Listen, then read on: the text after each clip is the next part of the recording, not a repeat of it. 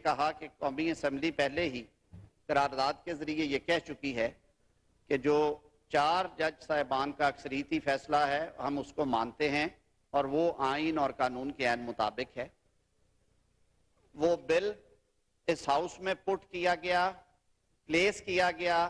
اور اس معزز ایوان نے وہ بل ریجیکٹ کر دیا۔ دوبارہ جب یہ معاملہ سپریم کورٹ آف پاکستان کو رپورٹ کیا گیا کہ جی یہ صورتحال ہوئی ہے، اور وزارت خزانہ اور وفاقی حکومت کے جو پرنسپل لا آفیسر اٹارنی جنرل صاحب نے ایک رپورٹ کی شکل میں جب کورٹ کے سامنے رکھا، تو کورٹ نے پھر حکم دیا کہ نہیں، یہ اماؤنٹس جو ہیں 21 ارب روپے کی، وہ انہوں نے اسٹیٹ بینک آف پاکستان کو ہدایت کی کہ وہ یہ رقم فیڈرل کنسولیڈیٹڈ فنڈ میں سے اویلیبل کرے گا، اور وزارت خزانہ سے کہا گیا کہ آپ یہ رقم جو ہے الیکشن کمیشن کو بھجوائیں گے اور آپ اس کی ایکس پوسٹ فیکٹو اپروول جو ہے وہ قومی اسمبلی سے لے لیں گے۔ ایسی صورتحال سے دوچار صورتحال میں قومی اسمبلی کی قائمہ کمیٹی برائے خزانہ نے اس معاملے کا نوٹس لیا۔ انہوں نے میٹنگ کال کی جس میں انہوں نے مجھے بھی دعوت دی اور لیگل پرسپیکٹو سے میری رائے بھی انہوں نے لی۔ جناب اسپیکر، اگر ہم آئین کا مطالعہ کریں تو آئین کے آرٹیکل 81، 82، 83، 84 میں، اور بلکہ یہ آرٹیکل 73 سے شروع ہو جاتی ہے ساری سکیم، ایک چیز جو ہے وہ بالکل کلیئرٹی کے ساتھ درج ہے کہ فیڈرل کنسولیڈیٹڈ فنڈ میں چارجڈ ایکسپنس کے علاوہ، اور چارجڈ ایکسپنس میں نے پہلے اس ایوان میں تفصیل کے ساتھ بیان کیا تھا کہ وہ تنخواہیں اور مراعات ہیں جو کہ سپریم کورٹ آف پاکستان کی، الیکشن کمیشن کی، سینٹ آف پاکستان، قومی اسمبلی، یہ وہ ادارے ہیں جن کے جو رینیومریشنز اور جو آفس ایکسپنسز ہیں انہیں ہم نے چارجڈ ایکسپنس میں رکھا ہے آرٹیکل 81 میں۔ اس کے علاوہ جو بھی رقم مختص ہونی ہے فیڈرل کنسولیڈیٹڈ فنڈ میں، چاہے وہ بجٹ میں ہو یا بعد میں سپلیمنٹری گرانٹ کی صورت میں ہے،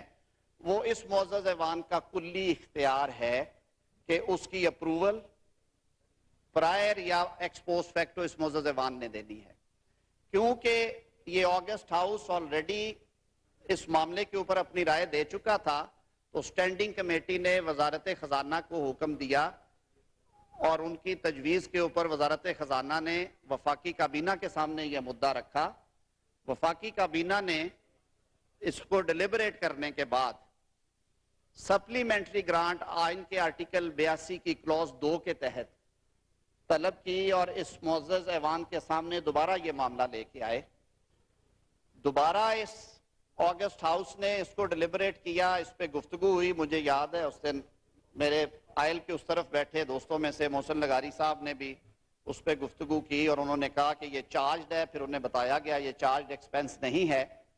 کہا گیا کہ یہ ایکس پوسٹ فیکٹو ہمیشہ ہو جاتی ہے، یہ بھی سمجھایا تھا، اور آج پھر یہ میں عرض کر دیتا ہوں کہ یہ بات کسی حد تک درست ہے کہ وفاقی حکومت ان مینی انسٹانسز سپلیمنٹری گرانٹس کو ای سی سی اور کیبنٹ سے اپروو کروا کے وہ اماؤنٹس جو ہیں وہ سپینڈ کی جاتی ہیں، لیکن ایک اماؤنٹ کو مالی سال ختم ہونے سے پہلے اور بجٹ آئندہ سال کا پیش ہونے کے بعد، آپ لوگ میرے سے بہت زیادہ جانتے ہیں، آپ اس ایک سپلیمنٹری گرانٹ کو، ان موشنز کو ٹیک اپ کرتے ہیں، ان کو گرانٹ کرتے ہیں یا ان کو ریجیکٹ کرنے کا اختیار آپ کو ہوتا ہے۔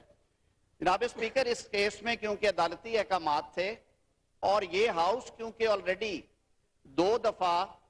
بڑی کلیئرٹی کے ساتھ اپنی سینس بھی دے چکا تھا، ووٹ بھی کر چکا تھا، اور اس ہاؤس کا یہ حکم تھا وفاقی حکومت کو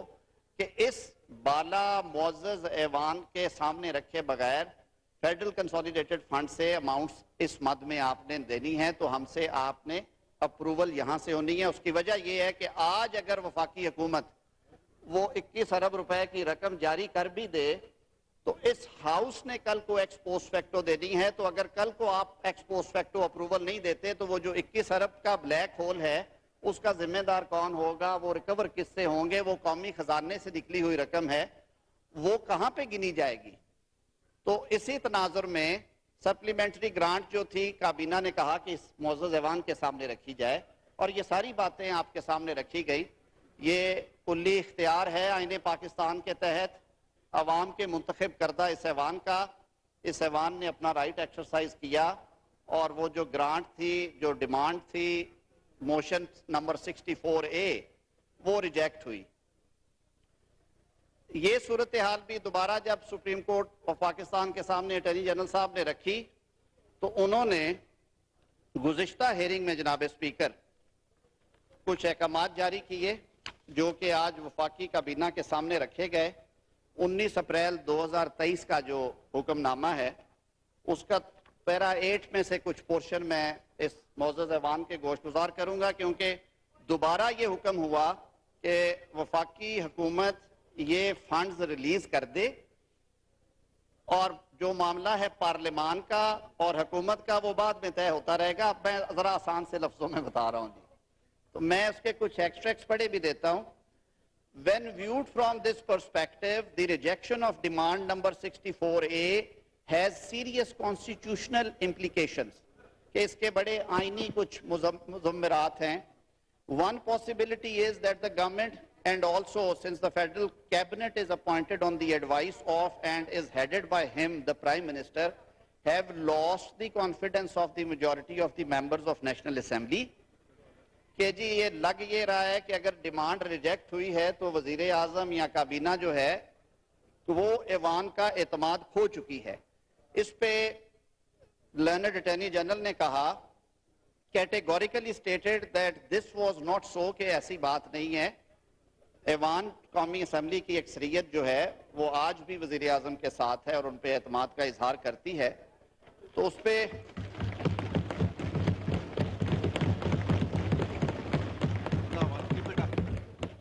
The Federal Cabinet and the Prime Minister have and had at all times the confidence of the majority of National Assembly. For present purposes, we accept this statement made by Learned Attorney General. انہوں نے کہا ہم نے یہ مان لیا, لیکن the other possibility then is that the putative rejection of demand number 64A is to be regarded as anomalous and the resulting situation can be rapidly rectified. پھر انہوں نے پھر حکم دیا کہ اچھا اگر یہ بات ہے تو پھر یہ کس طرح سے ہو گیا, اب اس کو درستگی بھی کی جائے اور اس کو دوبارہ منظور کیا جائے. The learned Attorney General fully appreciated the serious constitutional consequences that would flow were the first possibility reflect the correct position. Furthermore, any future to and fro of this matter between the executive and legislative branches would not advance or serve any constitutional purpose. اب court نے کہہ دیا کہ یہ جو executive اور مقننہ کے درمیان یہ جو ہے رکوم کے جاری کرنے کا معاملہ,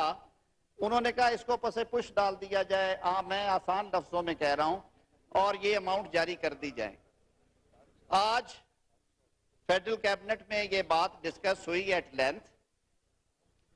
قانون کے طالب علم کے طور پہ میں بھی سمجھتا ہوں, آئین میں نے بھی پڑھا ہے اور آج پھر دوبارہ پڑھا اور فیڈرل کیبنٹ کی میٹنگ کے اندر بھی پڑھا کہ وزارت خزانہ جب یہ دوبارہ ڈیمانڈ لے کے آئی کورٹ کے احکامات کے تابع, تو ایک چیز جو میں نے پہلے شروع میں کہی تھی کہ آئین کے آرٹیکل 81, 82, 83, 84 میں بالکل یہ وضاحت کے ساتھ درج ہے کہ فیڈرل کنسولیڈیٹڈ فنڈ سے, یعنی کہ جو پبلک ایکسچیکر جو سٹیٹ کا, جو حکومت کا, گورنمنٹ کا پرس ہے, اس میں سے جب بھی اماؤنٹ نکلے گی وہ مشروط ہوگی قومی اسمبلی کی منظوری سے. اس پرٹیکولر کیس میں یہ معزز ایوان کیٹیگوریکلی یہ حکم دے چکا ہے اور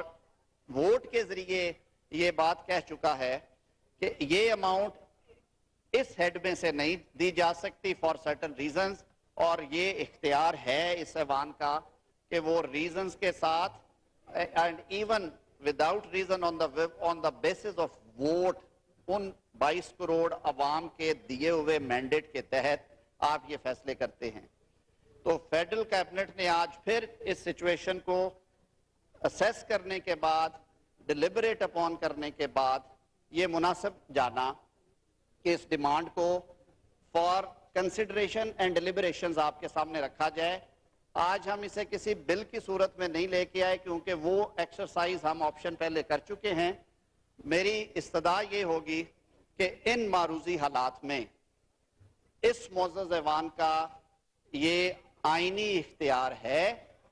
کہ ایسی سچویشن میں وہ اپنے پہلے کیے ہوئے فیصلوں کی ہی توثیق کرے یا اگر اس پہ نظر ثانی بھی کرنی ہے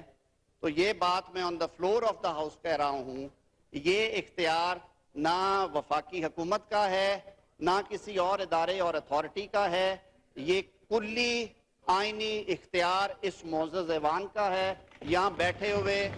میرے ان معزز بہنوں اور بھائیوں کا ہے۔ تو یہ ان گزارشات کے ساتھ میں مزید یہ عرض کرنا چاہوں گا کہ اگر وزیر خزانہ صاحب کا بھی آپ ویو لینا چاہیں، میں نے جو اس کو لیگلی اسیس کر کے کیبنٹ میں آج جو ڈسکشن ہوئی تھی اس کا خلاصہ آپ کے سامنے رکھ دیا ہے۔ اس معزز ایوان کے لیے ہوگا کہ اس پہ ڈسکس بھی کریں اور یہ بات کہ آئین پاکستان نے جو فائنینشیل اٹانومی اور جو اختیار اس معزز ایوان کو دیا ہوا ہے اسے ایکسرسائز کرنا آپ کی منشا اور ول پہ ہے،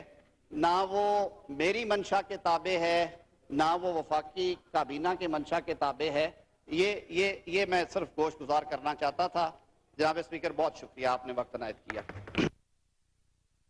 جناب وزیر قانون اعظم نصیر تارڑ